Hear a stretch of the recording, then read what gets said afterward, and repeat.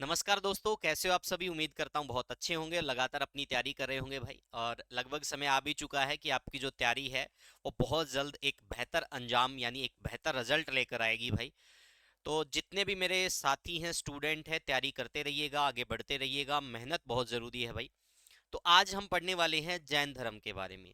पिछली कक्षाओं में हमने पढ़ा था भाई, मैंने स्टोन एज आप लोगों को पढ़ा दिया था। उसके बाद मैंने आपको हड़प्पन डेंसिटी के बारे में बताया, फिर वैदिक सभ्यता के बारे में बताया, फिर महाजनपदों के बारे में बताया। और हम प्रयास कर रहे हैं कि आप लोगों को पीपीटी के माध्यम से पढ़ाया जाए, ताकि कम समय में ज़्यादा कंटेंट मैं आप लोगों को करवा सकूं। ठीक है, तो यही एक प्रयास रहेगा। इसमें मैं पीवाईक्यू भी आप लोगों को करवा रहा हूँ, जो प्रीवियस ईयर पूछे गए हैं, ताकि तैयारी बहुत अच्छे से हो जाए। तो आज हम किसके बारे में पढ़ेंगे भाई। आप सभी को ज्ञात है कि छठी शताब्दी ईसा पूर्व, ठीक है भाई, जो धीरे धीरे समाज था वो क्या हो रहा था भाई, तर्क वितर्क वाला समाज हो रहा था। क्योंकि उपनिषद जो आए थे वो एक प्रकार से कह सकते हैं भाई, उन्होंने प्रत्येक व्यक्ति को या जो समाज था उसको तर्क वितर्क का एक ऑप्शन दे दिया था, कि उसको चीजें समझ में आने लगी थी कि क्या कुछ चीजें हैं, कैसे क्या घटित हुआ, इस प्रकार की चीजें वो उसकी तरफ अग्रसर हो चुका था। कुछ सामाजिक असंतोष भी था, कुछ धार्मिक असंतोष भी था, जिसके कारण क्या होता है भाई, जैन धर्म और बौद्ध धर्म का एक प्रकार से हम कह सकते हैं उदय होता है। तो छठी सातवीं शताब्दी में हम ये मानते हैं कि भाई किसका सॉरी छठी शताब्दी ईसा पूर्व, यानी कि हम कह सकते हैं लगभग 600 ईसा पूर्व के आसपास की ये घटना है। तब क्या होता है, तब जैन धर्म का क्या होता है भाई, उदय होता है। ठीक है, तो इसमें हम सारी चीजें पढ़ेंगे कि प्रथम जैन धर्म के जो तीर्थकर रहे हैं वो कौन रहे हैं। तो वो सारी चीजें बड़े महत्वपूर्ण तरीके से और बहुत आसानी से हम कवर करने का प्रयास करेंगे। तो बने रहिएगा हमारे साथ। आज हम पढ़ने वाले हैं किसके बारे में, हमारा टॉपिक जो रहेगा आज रहेगा जैन धर्म का भाई। ठीक है, आज हम किसके बारे में पढ़ेंगे, जैन धर्म के बारे में। ठीक है, तो पहले तो यही वर्ड आता है भाई। ठीक है, ये जैन धर्म है, ये जैन वर्ड कहाँ से आया है, ठीक है, कौन इसके तीर्थंकर रहे हैं, तीर्थकर रहे हैं, तो वो सारी चीजें आज हम बहुत अच्छे से पढ़ेंगे भाई। ठीक है, तो लगभग लगभग हम ये मान के चलते हैं भाई, जैन धर्म और बौद्ध धर्म है। ठीक है, लगभग लगभग इस समय में क्या होता है, इनका उदय होता है, चाहे वो बौद्ध धर्म हो। और इसका जो मूल आधार होता है वो अहिंसा होता है। इनका मूल आधार क्या होता है, आपसे पूछ लिया जाए कि मूल आधार क्या है, तो मूल आधार किस पर आधारित है ये, तो मूल आधार है इनका अहिंसा। ठीक है भाई, क्या है, अहिंसा। ये आपसे पूछा जा सकता है, या फिर आपसे जैन धर्म के बारे में भी पूछा जाए, तो दोनों लगभग इस टाइम पीरियड की घटनाएं हमको देखने को मिलेगी। ठीक है भाई, जैन धर्म हो या फिर क्या हो, बौद्ध धर्म। ठीक है, चलो भाई, अब हम किस बारे में पढ़ेंगे, जैन धर्म के बारे में पढ़ेंगे। तो एक बार कॉपी पेन उठा लीजिए, एक एक वर्ड मैं आप लोगों को यहाँ पर समझाने वाला हूँ कि क्या क्या चीजें हुई थी, क्या एग्जाम पॉइंट ऑफ व्यू से महत्वपूर्ण चीजें रहेंगी। तो हम आज डिस्कस करेंगे जैन धर्म के बारे में। तो आपको पता होना चाहिए भाई, जो जैन ग्रंथ है देखो, इसमें हम जानेंगे कि जैन शब्द कहाँ से है। तो ये संस्कृत भाषा के जिन शब्द से बना है। किससे बना है भाई, ये संस्कृत भाषा के जिन शब्द से, जिसका अर्थ क्या होता है, विजेता यानी जितेंद्रिय, जिसने अपनी इंद्रियों के ऊपर विजय प्राप्त कर ली हो। ठीक है, तो यहां पर आपसे पूछा जा सकता है कि जैन शब्द किस भाषा के शब्द से बना है, संस्कृत भाषा के जिन शब्द से, जिसका अर्थ क्या होता है, विजेता यानी कि जितेंद्रिय, जिसने अपनी इंद्रियों को क्या कर लिया हो, जीत लिया हो। यानी कि हम कह सकते हैं लोभ मोह माया इन सभी चीजों पे उसने क्या कर लिया हो, काबू कर लिया हो। और ये सब चीजें आपको पता है। ठीक है भाई, हमारा जो मन अलग तरफ चलता है, दिमाग अलग तरफ चलता है, तो उन चीजों पर काबू करके भाई, ठीक है, जिसने खुद को अपने आप को सक्षम बना लिया हो, जीत लिया हो अपनी ज्ञानेंद्रियों को, तो वो कौन कहलाता, जितेंद्रिय यानी कि जिन। जैन महात्माओं को निर्गंथ, निर्गंथ का मतलब क्या होता, बंधन रहित, यानी वो किसी बंधन में नहीं होता। वह जैन धर्म के अधिष्ठाता को तीर्थंकर कहा जाता है। क्या कहा जाता है, तीर्थंकर कहा जाता है या कहा गया है, मोस्ट इंपोर्टेंट पर्सन है। तो आपसे पूछ सकते हैं कि निर्गंथ वर्ड का मतलब क्या होता है, तो निर्गंथ का मतलब होता है बंधन रहित। ठीक है, उसके बाद देखेंगे भाई इसमें कुल कितने तीर्थकर हुए हैं, तो ये आप लोगों को पता होना चाहिए भाई। ठीक है, इसमें कुल कितने तीर्थकर रहे हैं, तो 24 तीर्थकर रहे हैं। कितने तीर्थंकर रहे हैं भाई, 24 तीर्थंकर। ठीक है, टोटल कितने तीर्थंकर रहे हैं, 24। तो प्रत्येक तीर्थंकर के बारे में जानेंगे, क्या उसका देखेंगे कि चिन्ह था, सारी चीजें डिस्कस करेंगे जो एग्जाम पॉइंट ऑफ व्यू से महत्वपूर्ण है। अहिंसा जैन धर्म का मूल सिद्धांत था। ये वाला फैक्ट मैंने आप लोगों को बता दिया था। क्या था भाई? अहिंसा इसका क्या था? मूल सिद्धांत था भाई। श्वेतांबर व दिगंबर जैन पंथ के दो संप्रदाय हैं। होता क्या है भाई, जो जैन धर्म की जो शुरुआत होती है वो ऋषभ देव जी के द्वारा की जाती है, और ऋषभ देव जिसको आदिनाथ भी कहा जाता है, ये जैन धर्म के प्रथम तीर्थंकर रहे हैं। लेकिन इसका वास्तविक जो संस्थापक माना जाता है जैन धर्म का, वो माना जाता है महावीर स्वामी जी को। तो महावीर स्वामी जी के दो अनुयायी हुए हैं, तो दो भागों में विभाजित हुए वो अनुयायी। एक कहलाया श्वेतांबर और एक कहलाया दिगंबर। तो इस बारे में भी मैं आपको सारी चीजें विस्तार पूर्वक बताऊंगा, आप बने रहिएगा क्लास के अंदर भाई। यहां तक चीजें क्लियर? ठीक है। कैसे इस पंथ के दो संप्रदाय हैं, श्वेतांबर और दिगंबर। जैन धर्म के जो प्रथम तीर्थंकर रहे हैं ऋषभदेव या आदिनाथ, तो इनका जो जिक्र है वो आपको ऋग्वेद में भी देखने को मिलता है। ये भी आपसे पूछ सकते हैं कि किसका ऋग्वेद के अंदर अंदर जिक्र देखने को मिलता है, तो ऋषभदेव का और अरष्टनेमी का, वो मैं आपको बताऊंगा, आगे चलते रहें। ठीक है, यहां तक सारी चीजें क्लियर भाई। जैन धर्मावलंबियों का विश्वास है कि उनके सबसे धर्मोपदिष्ट यानी सबसे जो वास्तविक संस्थापक माने गए हैं वो कौन माने गए हैं? महावीर। तो महावीर जो है, महावीर स्वामी जी क्या थे भाई? महावीर स्वामी जी 24वें तीर्थंकर थे भाई। आपसे पूछा जा सकता है प्रथम कौन थे भाई? प्रथम तीर्थंकर मैं यहां पर लिख देता हूं, ये एग्जाम में आते हैं प्रश्न भाई। प्रथम तीर्थंकर तो कौन थे? ऋषभ देव। कौन थे भाई? ऋषभ देव। और अंतिम पूछ ले तो अंतिम, यानी कि कुल 24 हुए हैं तो 24 में भी हो गया। ठीक है भाई, तो अंतिम कौन थे भाई? अंतिम थे महावीर स्वामी, जिनका नाम वृद्धमान भी था। ठीक है, यहां तक चीजें क्लियर भाई। उसके बाद देखो क्या होता है, महावीर स्वामी जी को जैन धर्म का वास्तविक संस्थापक माना जाता है। हरियाणा में जैन साहित्य में अग्रोहा हिसार क्या था भाई? एक प्रमुख सांस्कृतिक केंद्र था जैन धर्म का, क्योंकि यहाँ पर प्रथम सदी के अंदर कौन रहते थे? लोहाचार्य नामक जैन विद्वान यहाँ पर रहते थे, जिन्होंने अग्रोहा के अतिरिक्त रोहतक में भी बहुत सारा प्रचार प्रसार किया था। तो ये आपसे पूछा जा सकता है।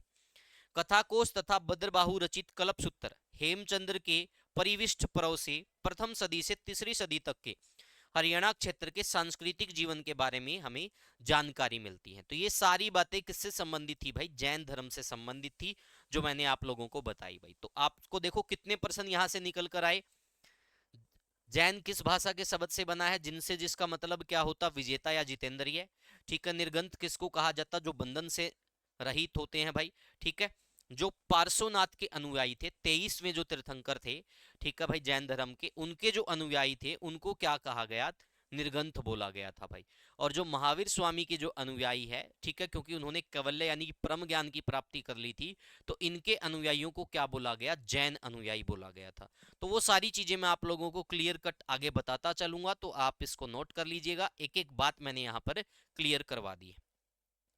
नेक्स्ट देखेंगे भाई, जो 24 के 24 तीर्थंकर रहे हैं, इनके प्रतीक चिन्ह क्या रहे हैं? काफी बार परीक्षा में आता है। वैसे तो आप लोगों को मैं बता देता हूं, प्रथम 22वां और 23वां और 24वां, इन चार से ही प्रश्न पूछा जाता है। इन्हीं तीर्थंकर के बारे में पूछा जाता है। लेकिन एग्जामिनर कहीं से कुछ भी पूछ सकता भाई, वो आजाद मन का पंछी होता है और कुछ भी पूछ सकता आपसे। तो हमेशा तैयार रहिए कि आप से कुछ भी पूछा जा सकता परीक्षा में।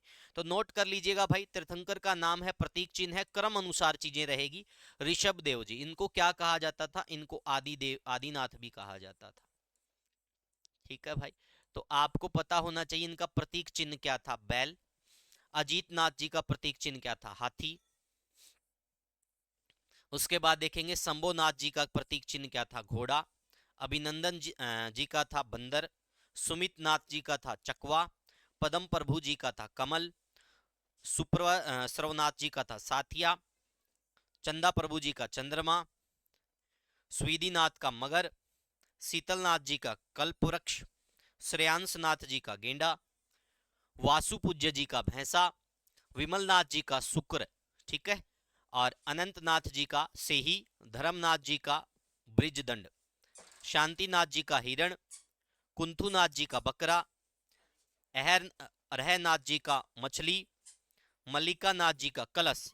तो मल्लीनाथ जी को लेकर थोड़ा विवाद भी रहता है। ठीक है, श्वेतांबर और दिगंबर के अंदर, वो मैं आप लोगों को बाद में बताऊंगा। यहां तक आप चीजें क्लियर कर लीजिए। मुनु सूरत जी का कछुआ। नामीनाथ जी का नीलकमल, अरेस्ट नेमी जी का शंख। जो 22वें तीर्थंकर हुए हैं अरेस्ट नेमी जी, इनका जिक्र भी आपको ऋग्वेद में देखने को मिलेगा।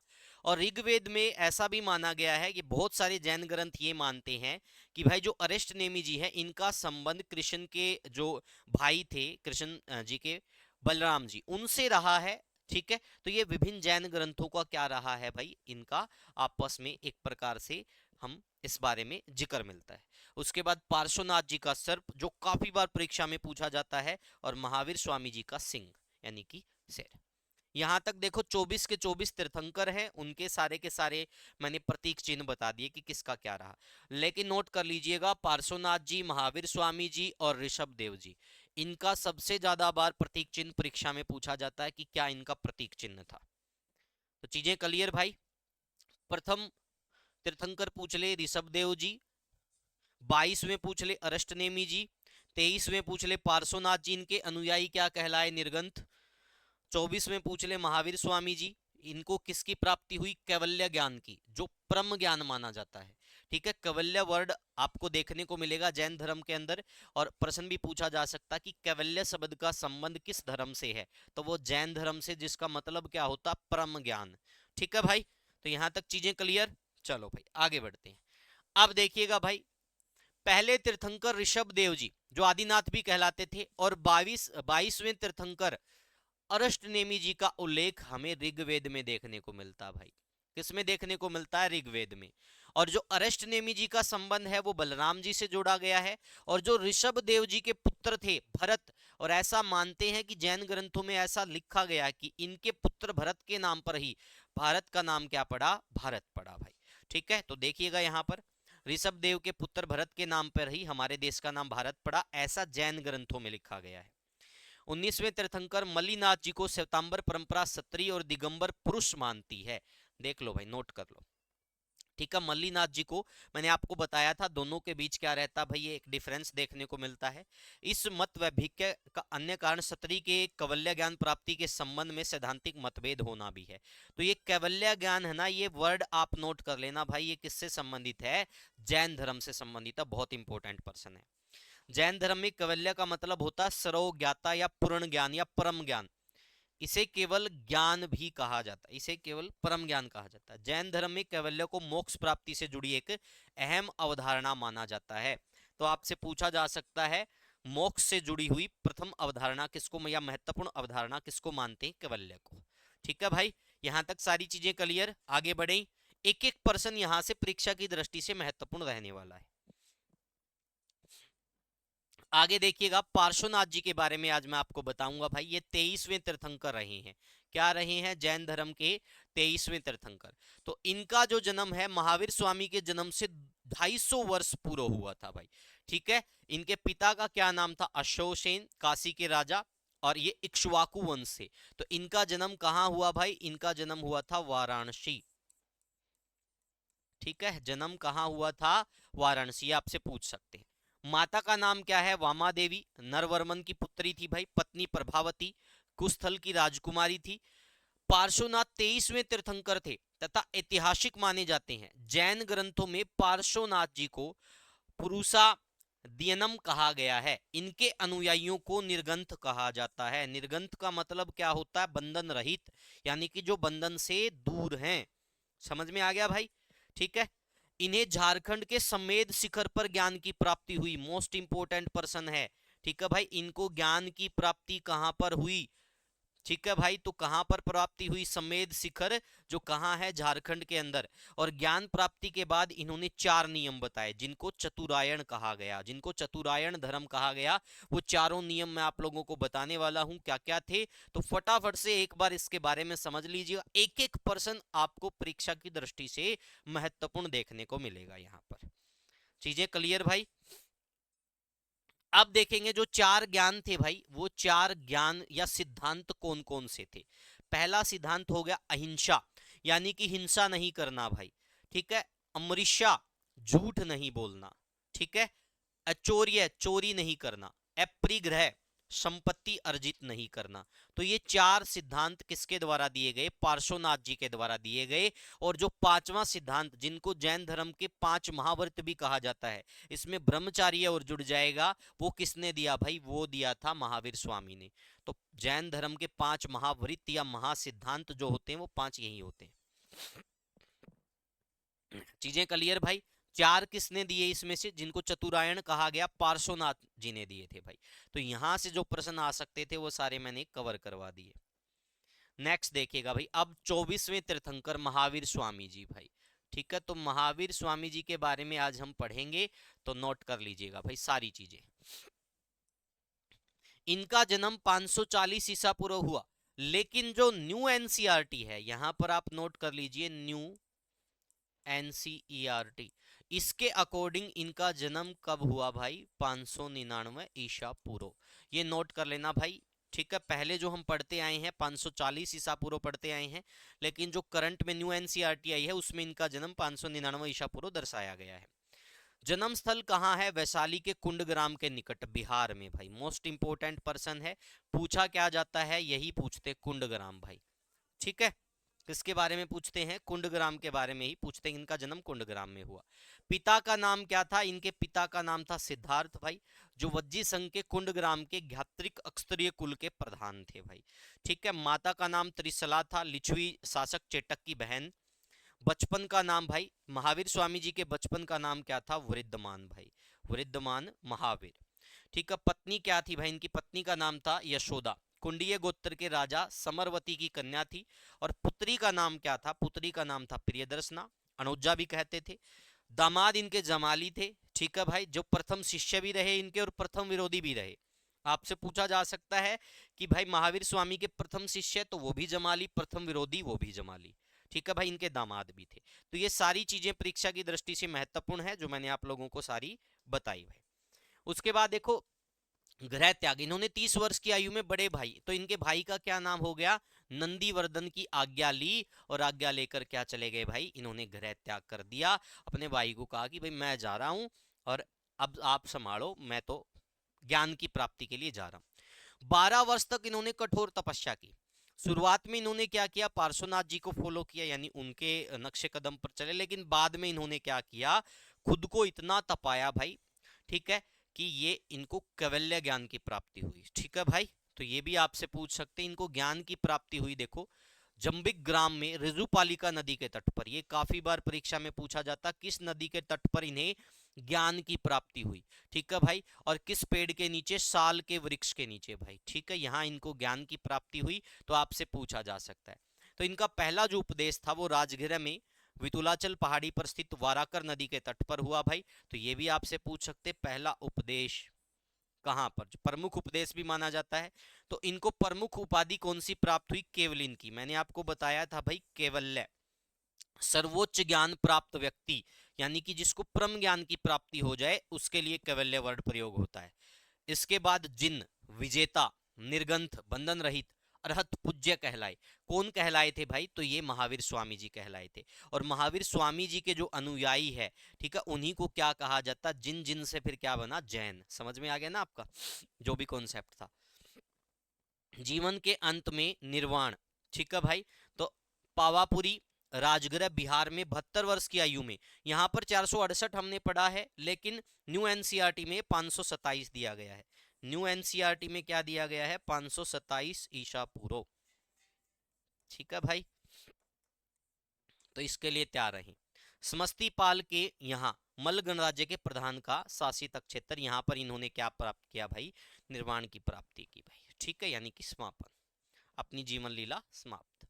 यहां तक सारी चीजें क्लियर भाई? ये वाला फैक्ट जरूर याद रख लेना भाई, पावापुरी के अंदर भाई। ठीक है, ये एक एक पॉइंट परीक्षा की दृष्टि से बहुत महत्वपूर्ण रहने वाला है। उसके बाद नेक्स्ट देखेंगे भाई, ज्ञान प्राप्ति के बाद महावीर स्वामी जी ने कुल 5 नियम बताए। तो 4 तो पहले से अवेलेबल थे भाई, 4 पहले से अवेलेबल थे, आप सभी को पता। तो 5वां वर्ड जो ऐड हुआ, वो 5वां ऐड हुआ ब्रह्मचार्य। तो ये किसने दिया था? ये महावीर स्वामी ने दिया था। क्योंकि आप सभी लोगों को ज्ञात होगा, यहां पर मैंने आपको बताया था कि पार्श्वनाथ जी के द्वारा क्या दिए गए भाई? 4 यानी कि चतुरायन धर्म, ये सिद्धांत इन्होंने दे दिए थे भाई, इन नियमों के बारे में इन्होंने बता दिया था। तो पांचवा जो नियम ऐड हुआ है, ठीक है भाई, ब्रह्मचारी, ये किसके द्वारा दिया गया? ये दिया गया भाई महावीर स्वामी जी के द्वारा। महावीर स्वामी ने त्रिरत्न दिए भाई, सम्यक दर्शन, सम्यक ज्ञान, सम्यक आचरण। तो ये भी आपसे पूछ सकते हैं। उसके बाद देखेंगे जैन धर्म के 5 वृत्त भाई, ठीक है। तो 5 वृत्त कौन कौन से हैं? यही 5 वृत्त है। अहिंसा, हिंसा नहीं करना, ठीक है। अमृषा, झूठ नहीं बोलना। अचौर्य, चोरी नहीं करना। अपरिग्रह, संपत्ति अर्जित नहीं करना। ब्रह्मचार्य, इंद्रियों को वश में करना। इन पांचों व्रतों के ऊपर के 4 पार्श्वनाथ ने दिए, जबकि 5वां वृत्त ब्रह्मचार्य महावीर ने जोड़ा था। मैंने जो बात आपको बताई एज इट इज वही बातें यहाँ पर लिखी गई है। उसके बाद देखेंगे महावीर स्वामी के 2 प्रमुख अनुयायी रहे हैं, स्थूलभद्र और एक क्या रहा है, भद्रबाहु। तो इन दोनों का हमें क्या देखने को मिलेगा? ये दोनों अनुयायियों ने 2 अलग अलग पंथ संप्रदाय बना दिए भाई। एक क्या कहलाया, श्वेतांबर, जो श्वेत वस्त्र धारण करने वाले थे, और एक क्या कहलाया, दिगंबर, जो नगन रहने वाले थे भाई, ठीक है। तो ये महावीर स्वामी के ही अनुयायी थे। तो इन्होंने अलग अलग क्या किया, 2 यहां पर हम देखेंगे पंथ हमें निकलते हुए नजर आएंगे।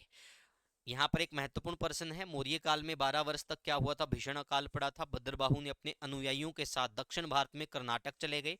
उनके साथ चंद्रगुप्त मौर्य भी आए, जिन्होंने कर्नाटक के श्रवणबेलगोला में संलेखना विधि के द्वारा अपने प्राण त्याग दिए। तो चंद्रगुप्त मौर्य जी भी आपसे पूछ सकते हैं, ऐसा कौन सा राजा था जिसने, ठीक है भाई, अपने प्राण है यहाँ पर त्यागे थे, ठीक है भाई। तो सारी चीजें यहाँ पर एक एक बात बता दी गई है जो परीक्षा की दृष्टि से महत्वपूर्ण है। 2 जैन संगीति आपको देखने को मिलेगी, कहां कहां पर हुई, कब हुई? प्रथम जैन संगीति जो हुई पाटलिपुत्र बिहार में, इसके अध्यक्ष थे स्थूलभद्र भाई। ये 300 ईसा पूर्व या फिर 298 ईसा पूर्व, ठीक है, दोनों ही सही मान लिए जाते हैं। द्वितीय संगीति हुई वल्लभी गुजरात में, ठीक है भाई। ये देवारदी क्षमा श्रवण इसके क्या रहे, अध्यक्ष रहे 512 ईस्वी में भाई, ठीक है। तो ये 2 जैन संगीति आपको देखने को मिलेगी भाई। तो दोनों मैंने आपको यहाँ पर क्लियर करवा दी। उसके बाद अन्य जैन ग्रंथ में उनके रचनाकार देख लेते हैं। कल्पसूत्र भाई, इसके रचनाकार भद्रबाहु है। श्याद वादमंजरी मल्लीसेन है। न्यायावतार सिद्धसेन दिवाकर। न्याय दीपिका धर्मभूषण। पंचविस्तिका पद्दिनंदी। परिविष्ट परव हेमचंद्र। दव्य संग्रह नेमीचंद्र। तत्वार्थ सूत्र उमा स्वामी। श्लोक वार्तिक विद्यानंद स्वामी। और प्रवचनसार कुंद कुंद। तो ये आपसे परीक्षा में पूछे जा सकते हैं, खासकर कल्पसूत्र पूछा जाता है, परिशिष्ट पर्व पूछा जाता है, और एक पूछा जाता भाई आपसे, ये वाला भी पूछ लेते हैं, पंचविस्तिका। समझ में आ गया भाई। तो ये जैन ग्रंथ में उनके रचनाकार थे। चलो अब हम करेंगे सारे प्रश्न जो इंपॉर्टेंट रहने वाले और इस टॉपिक से पूछे जाते हैं।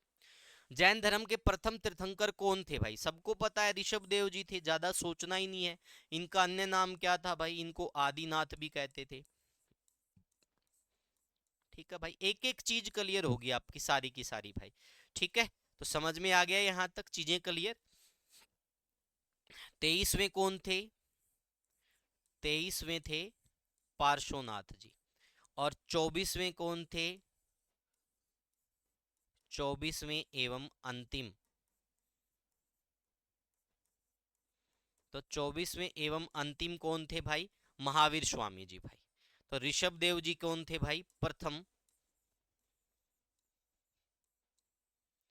समझ में आ गया यहां तक। उसके बाद आगे बढ़ते हैं भाई, नेक्स्ट प्रश्न। जैन तीर्थंकर पार्श्वनाथ निम्नलिखित स्थानों में से मुख्यतः किससे संबंधित है? तो मैंने आपको क्लियर कट बताया था भाई, इनका जन्म कहाँ हुआ था? वाराणसी में हुआ था। तो किससे संबंधित होंगे?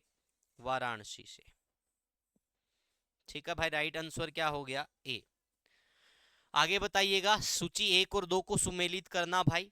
यहां पर देखो प्रतीक चिन्ह दिए गए हैं भाई, तीर्थंकर हैं और उनके संज्ञान यानी कि प्रतीक चिन्ह है। तो एक चीज क्लियर कट आपको पता है भाई, पार्श्वनाथ जी जो हैं उनका प्रतीक चिन्ह क्या था? सर्प था भाई, ठीक है, आपको पता सर्प था। तो यहां पर दिए गए ऑप्शन में हम देखेंगे भाई किसका क्या रहने वाला है। महावीर स्वामी जी का आपको पता है सिंह था, ये भी क्लियर कट आपको जानकारी है। तो 2 का हमारा क्लियर हो गया भाई। तो देखेंगे हम ए का क्या आना चाहिए? 3 आना चाहिए, और सी का कितना आना चाहिए? 2 आना चाहिए। तो ए का 3 और सी का 2 सिर्फ एक में ही है, तो उत्तर क्या हो जाएगा हमारा? डी हो जाएगा, बाकी ज्यादा सोचने की जरूरत होती ही नहीं। उत्तर क्लियर भाई। चलो नेक्स्ट भाई, जैन धर्म में पूर्ण ज्ञान के लिए क्या शब्द प्रयुक्त हुआ है? तो पूर्ण ज्ञान के लिए क्या शब्द प्रयुक्त हुआ है भाई? कैवल्य। इसी को परम ज्ञान कहा गया है, इसी को क्या कहा गया है? परम ज्ञान भाई। ठीक है। और जिन का मतलब क्या होता? जितेंद्रिय, यानी जिसने अपनी इंद्रियों को जीत लिया हो। उसके बाद देखेंगे महावीर स्वामी को किस नदी के तट पर ज्ञानोदय प्राप्त हुआ? तो कौन सी नदी थी? जंबिक ग्राम में ऋजुपालिका नदी के तट पर साल वृक्ष के नीचे। तो क्या हो गया? डी हो गया भाई। 12 वर्ष की कठोर तपस्या के बाद प्राप्त हुआ। और फिर क्या कहलाए? कैवल्य कहलाए, जिन कहलाए, निर्गंथ कहलाए, अरहत कहलाए।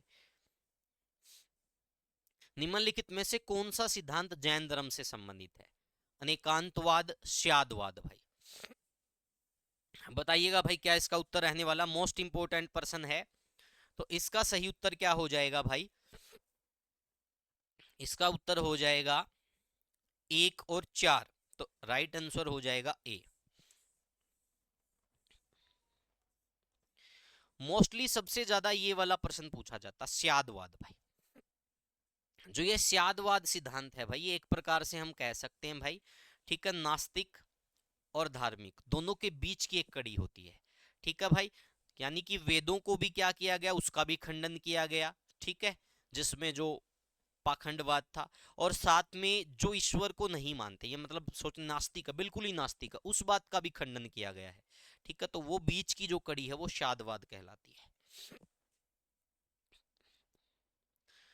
अणुव्रत सिद्धांत का प्रतिपादन किया था भाई। तो ये किसने किया था भाई? अणुव्रत का सिद्धांत का प्रतिपादन आपको जैन धर्म में देखने को मिलेगा। अणुव्रत का मतलब क्या होता भाई? जैन धर्म के अंदर आप सभी को ज्ञात है कि 5 वृत्त दिए गए। मैंने अभी आपको बताया था 5 वृत्त कौन कौन से हैं। उन 5 वृत्तों का गृहस्थ के दौरान, ठीक है, उनकी पालना करना असंभव है। तो उसको आंशिक रूप से यानी थोड़े रूप से उनकी पालना करना, वो सिद्धांत क्या है? अणुवृत्त सिद्धांत है, जिसको जैन धर्म ने प्रतिपादित किया भाई। ठीक है। जैन धर्म का आधारभूत बिंदु क्या है? तो आधारभूत बिंदु क्या होगा भाई? अहिंसा होगा। मैंने आपको बताया था दोनों का आधार क्या है, जैन धर्म व बौद्ध धर्म का? अहिंसा। निम्नलिखित में से कौन सा स्थल पार्श्वनाथ से संबंधित होने के कारण जैन सिद्ध अक्षेत्र माना जाता है? तो इनको ज्ञान की प्राप्ति कहां से हुई? समेद शिखर से भाई। कहां से प्राप्ति हुई थी ज्ञान की? समेद शिखर, झारखंड से। ठीक है भाई। तो इसीलिए ये इनसे संबंधित हो गया। किस जैन सभा में अंतिम रूप से श्वेतांबर आगमन का संपादन हुआ? तो किसमें हुआ था भाई? पाटलिपुत्र में भाई। ठीक है। प्रथम जैन संगीति थी, वहां पर क्या हुआ था? इसका आगमन हुआ था भाई। नेक्स्ट पर्सन, महान धार्मिक घटना महामस्तकाभिषेक का निम्नलिखित में से किससे संबंधित है और किसके लिए की जाती है? तो ये की जाती है भाई बाहुबली के लिए। ठीक है भाई। इस बारे में आपको पीडीएफ के माध्यम सारी डिटेल मिल जाएगी, आप बड़े अच्छे से कवर कर सकते हो। उसके बाद में श्रवण बेलगोला में गोमतेश्वर की विशाल प्रतिमा किसने स्थापित करवाई थी? तो चामुंड राय ने ये स्थापित करवाई थी भाई। किसने करवाई थी? चामुंड राय ने। त्रिरत्न या 3 रत्न जैसे सटीक ज्ञान, सच्ची आस्था और सटीक क्रिया में किससे संबंधित हैं? तो ये सारे किससे संबंधित हैं? जैन धर्म से। तो ये थी भाई आज की हमारी कक्षा जैन धर्म को लेकर। आई थिंक आप लोगों को बहुत अच्छे से समझ में आई होंगी, और जो जो प्रश्न बनते थे मैंने पूर्णतः प्रयास किया कि सारी चीजें कवर हो जाएं। अब जिस भी साथी को भाई टेलीग्राम ज्वाइन करना हमारा, ठीक है, वो क्या करो भाई, वो हमारे टेलीग्राम चैनल का नाम है free education with Bhargav sir. ये टेलीग्राम चैनल है free education with Bhargav sir. तो आप इस टेलीग्राम चैनल को ज्वाइन कर सकते हो। ये हमारा व्हाट्सएप नंबर रहेगा 95 181 98 050 भाई।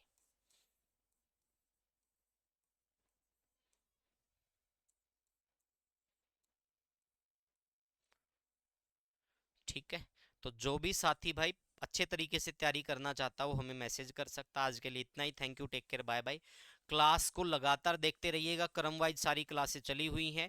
ठीक है, बेहतर से बेहतर कंटेंट कराने का प्रयास किया जा रहा है। फिर भी मैं आपको यही कहूंगा कि इससे अलग जो भी मैटर आपको मिले तो टॉपिक में से वो आप इनके साथ साथ लिखते रहना भाई, क्योंकि कोई भी हो, चाहे मैं हूं कोई दूसरा टीचर हो भाई, सभी चीजें आपकी नहीं कवर हो पाती है क्लास के अंदर। तो प्रयास कीजिएगा कुछ अच्छी चीज मिले तो वो जरूर इसके अंदर आपको नोट डाउन करनी है भाई। तो आज के लिए इतना ही। Thank you, take care, bye bye. हमारे इस यूट्यूब चैनल को सब्सक्राइब करना मत भूलिएगा। मिलते हैं बहुत जल्द अगली कक्षा में। अगली कक्षा हमारी बौद्ध धर्म की रहेगी, तो पढ़कर आइएगा। आज के लिए इतना ही, बाय बाय।